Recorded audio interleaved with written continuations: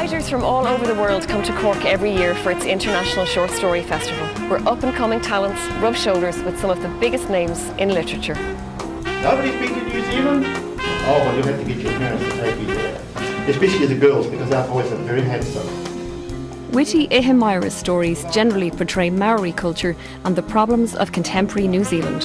His novel, The Whale Rider, was made into a critically acclaimed film. He has written 15 novels and published 17 short story collections, including various works for children.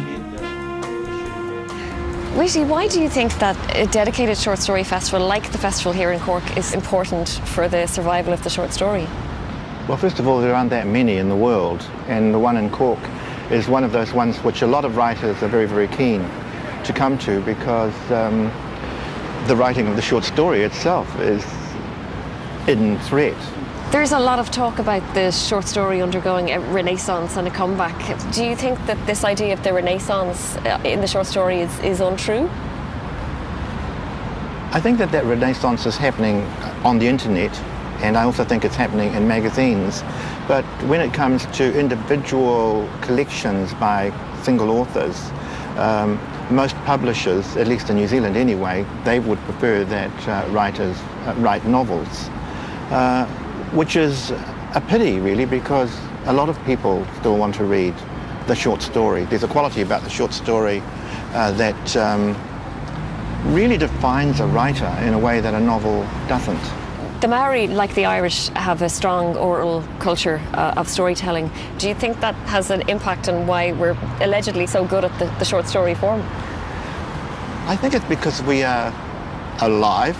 You know, we like to deal with words. We like to deal with the rhythms of words. We like to think about words in an oral as well as oral way. So when I became a short story writer, what I was trying to do was to recreate within a written narrative what was already there in an oral narrative. What can the short story achieve that the novel can't? Because the short story requires a certain kind of perfection that the novel doesn't, it can show in a moment what will take a novel 400 pages to do. It can show a flash of illumination. It can show a strike of lightning in an extremely intense way that over a novel might be something that builds slowly.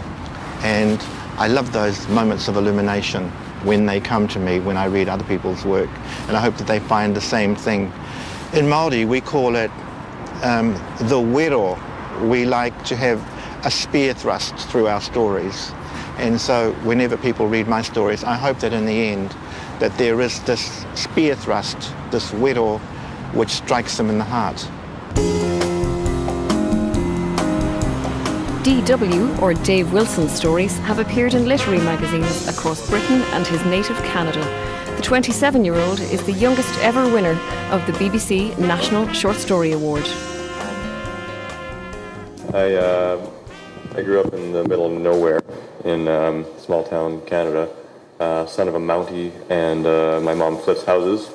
I planned to go to school, study writing as an undergrad, and then switch to law. Your first book, Once You Break a Knuckle, was a short story collection. Why did you start with short stories and not the novel? As far as writing the short story goes, I like that there are rules and there are conventions and there are limitations in the short story that you have to push against and move with and puzzle through. Where the novel, those conventions and limitations don't really exist.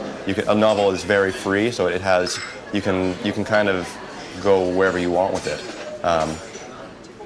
And I actually like that limitation in the short story. I like playing with it. It's so, when you read a good short story, that it's so cohesive and that it fits together, and it's just so satisfying that it's consumed as like an artistic unit that's so connected and so tight. Do people assume that the short story, because of its brevity, is easier or faster to write?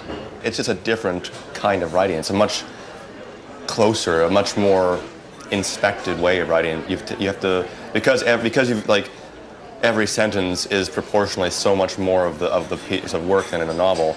every sentence has to be that much tighter and that perfect in order to, and otherwise, like a sentence out of whack in a short story, it's like, you're just like, oh, that's a crap sentence. And where in a novel, that's okay, you can have that, and people will go, yeah, but look how great the plot is, or look at this characterization.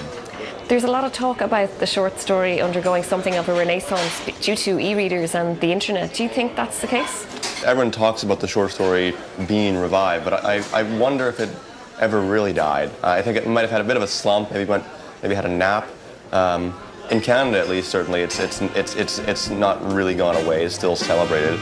Yeah, so I think the profile is increasing, which is good.